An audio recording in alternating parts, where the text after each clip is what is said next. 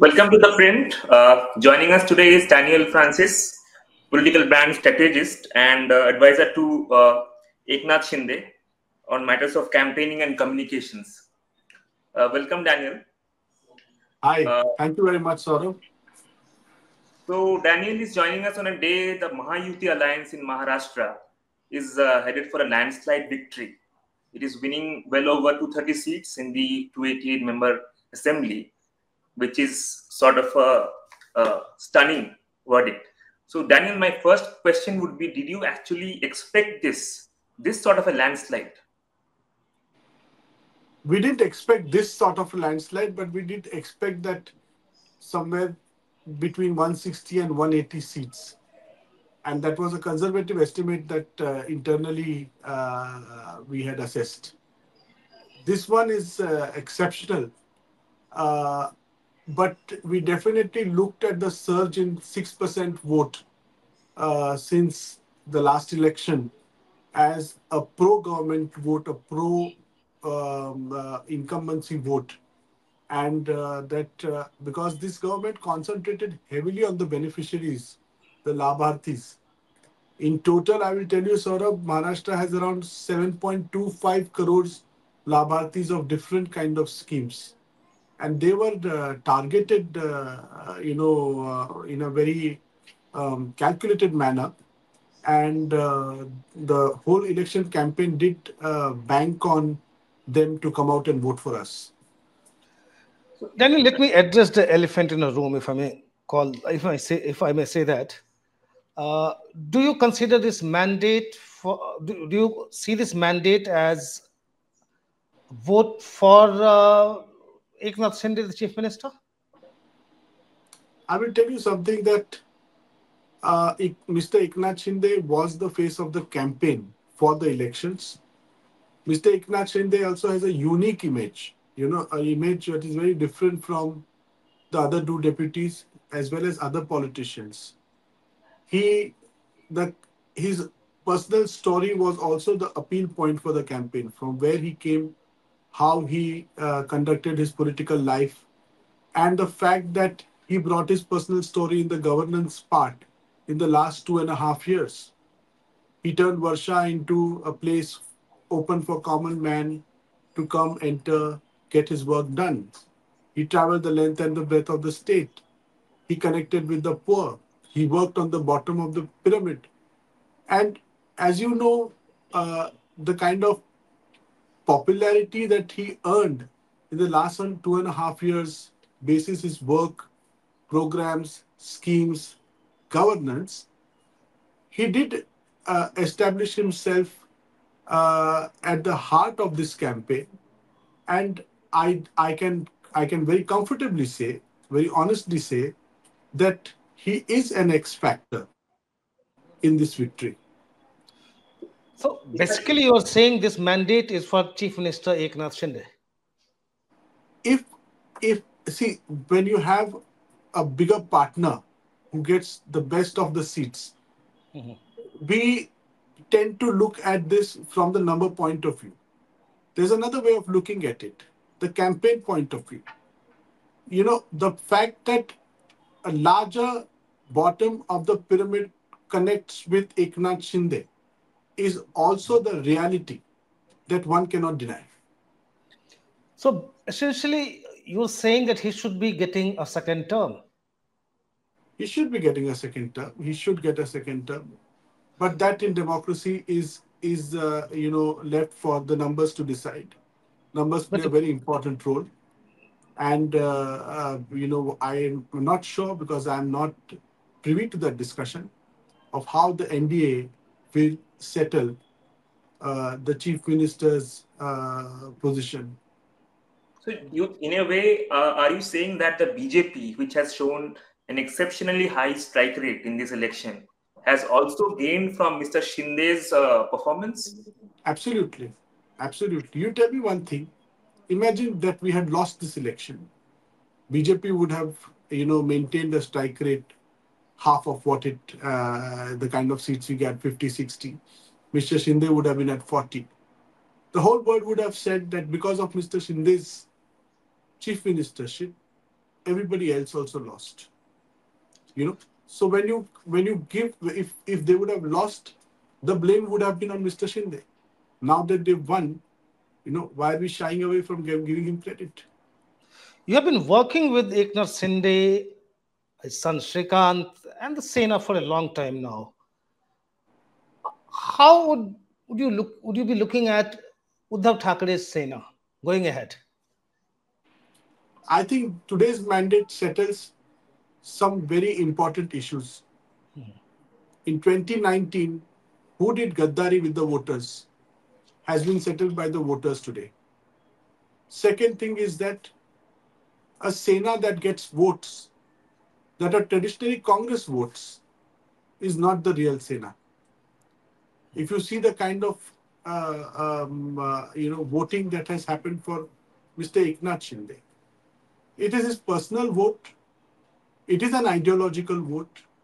It is also a Hindutva vote because he is along with the BJP. So comfortably, this vote has transferred to one another. But I feel that Mr. Uddhav Thackeray's political moral high ground, that they robbed my party, that they did wrong to me, that I can justify going with the Congress, has been rejected by the people. In fact, the people of Maharashtra has rejected the Congress. People of Maharashtra have rejected even what Mr. Sharad Pawar stands for. And it's a serious crisis for Uddhav. Is he paying a price for ideological compromising his own party? Is he paying a price for breaking an alliance with his traditional partner? And is he paying a price for going with the Congress? These three questions we need to answer. Of course, in the days to come, we will realize when we analyze the result minutely. Would you call it the end of road for Uddhav Thackeray Sena? I mean, See, I have been a political brand consultant for a while. I would not write off any party as such, but it will be very difficult for it. For example, the last time around, we were saying, see, Mr. Shinde, Mr. Shinde's presence in Mumbai is not as strong as Uddhav, right? Today, I want to argue, where is Uddhav Thackeray in Thane, Kalyan, Palghar? Where is Uddhav Thackeray in Konkan? Where is Uddhav Thackeray in Marathwada? Where is Uddhav Thackeray in Western Maharashtra? He has been wiped out of traditional base that is outside Mumbai. In Mumbai also, I'll tell you, Mr. Shinde is scoring one seat more than Uddhav. Mr. Shinde is winning 9 seats. Uddhav is winning 8 seats out of the 20 that he's won. That means only 8 seats in Mumbai. There's no seat for the Uddhav Sena in Thane, Kalyan, Dombivli, Palghar, Boisar, right up till Nahanu. There's no seat in Konkan. They are winning only one seat in Guhagar. you're such a fine observer of Maharashtra politics, Daniel. Tell me something. There's a flip side to this result for the BJP. Now, when the Sena is split, when the NCP is split, the BJP would be hoping that now it would be the most dominant factor, and other parties are all split. Today's result brings the entire thing back to pre 2014 days when you have a strong Sena, you have a strong NCP, and BJP is there. So it's back to square one in a way. It is back to square one, but the terms of the game have changed. BJP at the national level, as you know, has depends on its regional allies. I don't think that they are in a 2014 position overall. I don't think that they will make the same mistakes of 2014. Yes, in Maharashtra in particular, they have got a better result than 2014. But they will have to take their allies today because these allies have huge contributions in the rise of the fortunes of the BJP here. And they will have to take them along respectfully. They'll have to find place for them perhaps in the center. Sharad Pawar, Ajit Pawar's NCP will also be wanting its share in the power equation. So I have a question for you, Daniel. As you said, it is never wise to write off politicians or political parties after one election setback. But when it comes to Sharad Pawar, the fact is he's 83, 84. So Hmm. how challenging will it be for him to script a comeback from here? Is it even possible? No, Mr. Sharad Pawar's challenge now remains the age. That left aside, the formidability with which the Mahayuti fought, the MVA could not fight. Please remember that MVA is a successful post-poll alliance, and Mahayuti is a successful pre-poll alliance with a new partner. The BJP and the Shiv Sena, traditionally when they fought, at least in the last 10, 15 years, they've got good results. Because the vote base, they are cut from the same cloth. Now they have the added power of Ajit Pawar. So, for a pre-poll alliance and a post-poll alliance to fight is a difficult combination altogether to set. Hmm. You saw how the UBT was trying to cut the Congress to size, and the Congress was cutting the UBT to size. And there was no concentrated campaign. Mr. Sharad Pawar was only concentrated on his seats that he had taken. He was also engaged heavily in what you call it in Baramati. If you see the Thakres and the UBT, the whole party was concentrating on Worli. And the last 3 days, the whole family was going from one lane to another seeking votes. If the party leadership would have focused on other seats in Mumbai, other seats in Maharashtra, perhaps they would have got a better result. But they were concentrating only on their own bastions, their own sons, their own family, family-run constituencies, for which they ignored. BJP does not have that kind of a problem. Mr. Shinde did not have that kind of problem. I have a Mr. follow-up. Ajit Pawar also, for that matter, Hmm. he did take advantage of the good governance that the Shinde government gave. And it looks like it's benefiting. See, women are game changer. Who women have backed have won Maharashtra.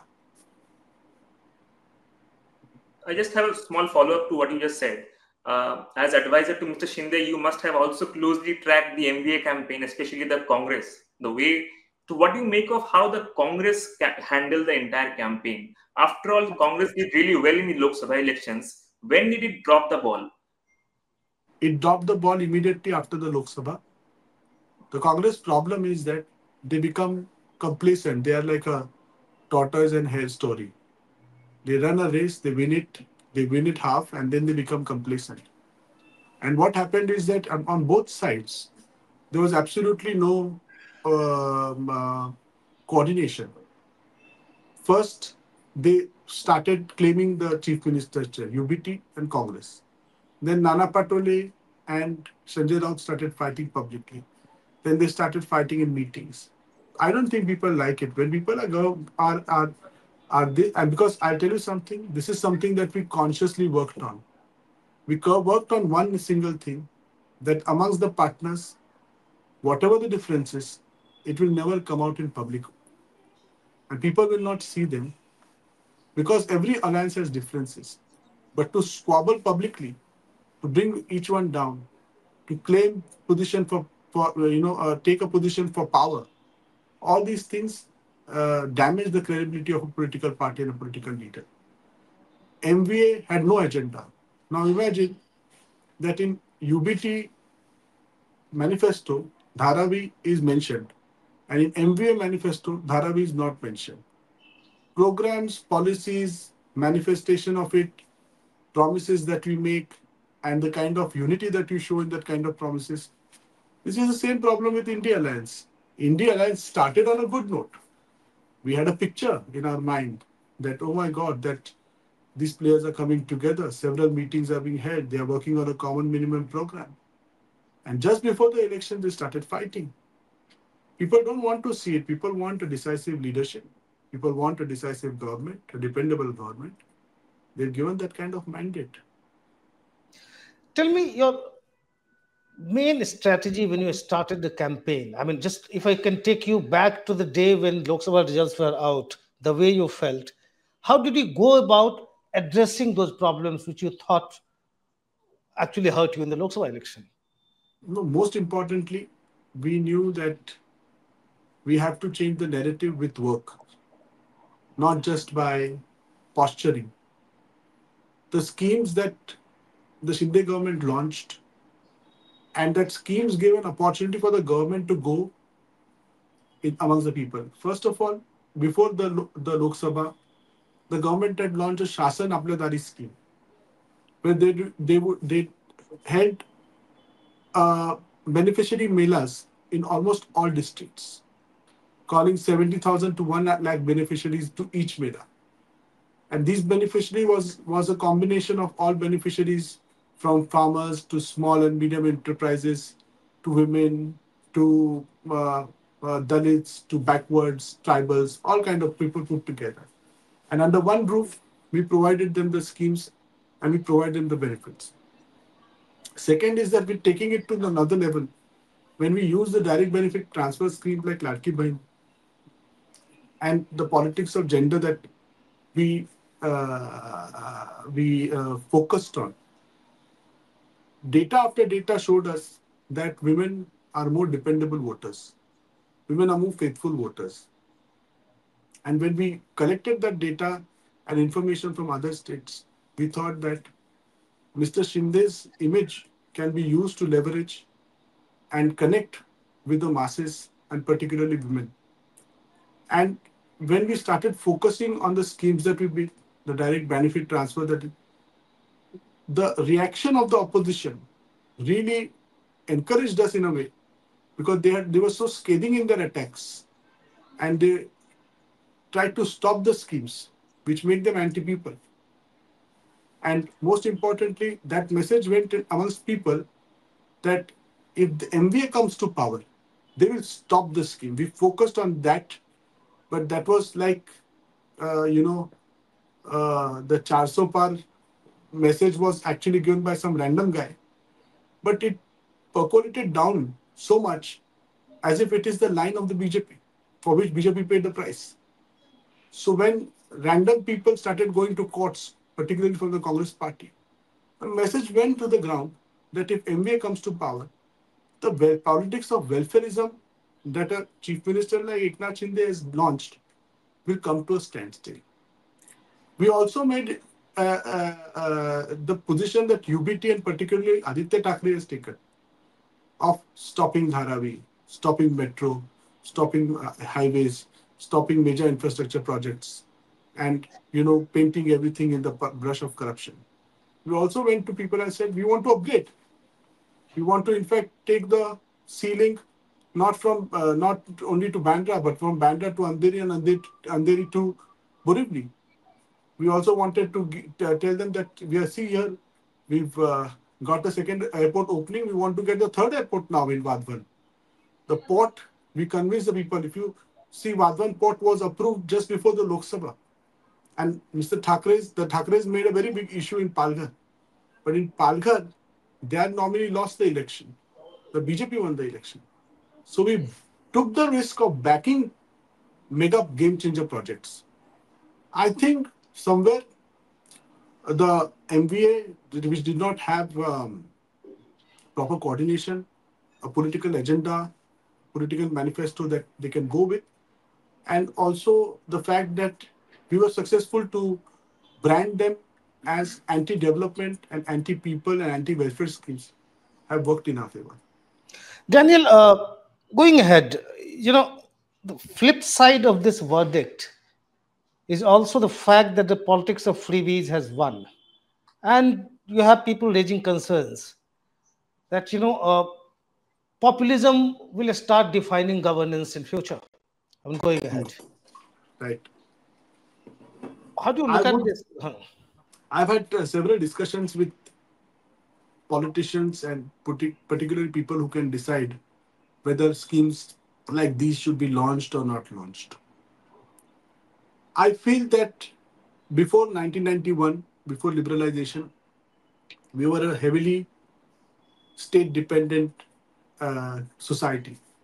We depended on them for school and hospitals and all kind of welfare that the government brings, socialist in nature. Then we became liberalized, economy grew, and a great section, a great major middle class became upper class, and lower middle class came to middle class, and a massive expansion in the economic expansion in the society took place.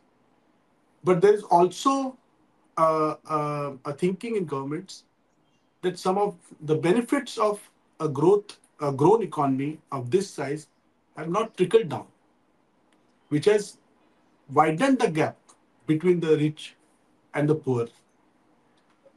These are not just schemes that can get you to win elections, because there are a lot of governments in this country who have run popular schemes but have not made it to the made it in the elections. But I seriously feel that in a prosperous state like Maharashtra, the gap was widening, and this is one way to show that a social security measure is in place. I'm not talking about one scheme.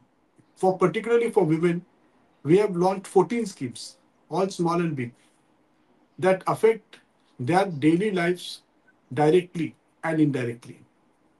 From KG to PG, women education free, 50% rebate on state transport buses, 1,500 direct benefit transfer, which will be raised to 2,100, and several other schemes that we have for women, for youth, for the. These are also schemes that I see as schemes of social justice and economic justice. The problem is that we grew very fast, leaving behind a big chunk of people.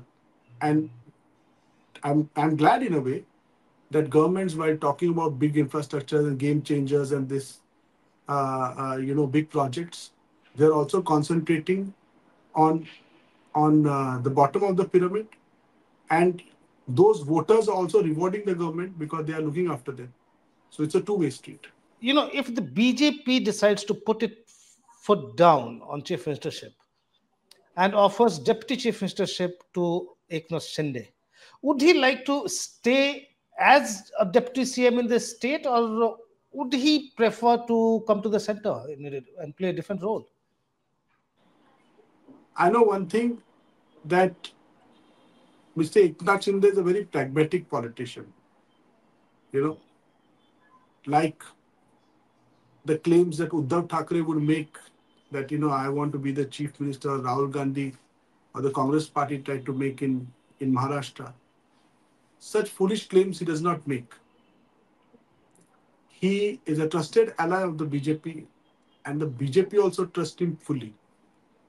We need to wait and see what happens next. But I don't think that there'll be drama, rebellion, revolt of any kind, because the Mahayuti fully understands this is a decision, this is a mandate to get going. Before we wind up, I have one last question. During the campaigning, we saw the BJP leaders, the highest levels of the BJP leadership, coming up with slogans like "Ek hai to safe hai and batenge to katenge."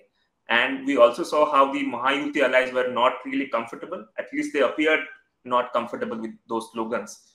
But at the end of the day, it appears that the slogans helped in some consolidation of Hindu votes. Would you agree?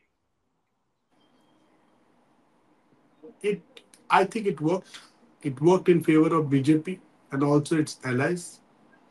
What happened is that when we saw that how the victory of MVA in Maharashtra during Lok Sabha was seen as victory of a certain section of voters or population or community, that it was bound to happen that in the majority community, that reaction, we could see a reaction in that and the community. Here also, I'll tell you something very interesting happened. One Maulana Nomani had a huge press conference and gave a 19 charter program and declared his support to all candidates of MVA, all candidates. None of these parties said that we don't want your support. We don't want your support. They in fact welcomed it. So it was batenge to katenge came in a very mild way, not a very strong way. But there was a constant messaging by MVA that we are only for minorities. We are only for Muslims. And I don't want to get into the communal debate, but trust me, the majority does not like it. They should have maintained a certain distance and strategically dealt with the overwhelming response that they are getting from Muslim community. And in Maharashtra, what happened is that the message subtly did go that Musalmanon ne Modi ko hara diya. And, you know, Mr. Uddhav Thakere's speeches, for example, who comes from a very strident Hindutva family, he was saying that Muslims are more, loyal to the nation than a particular party or particular leader.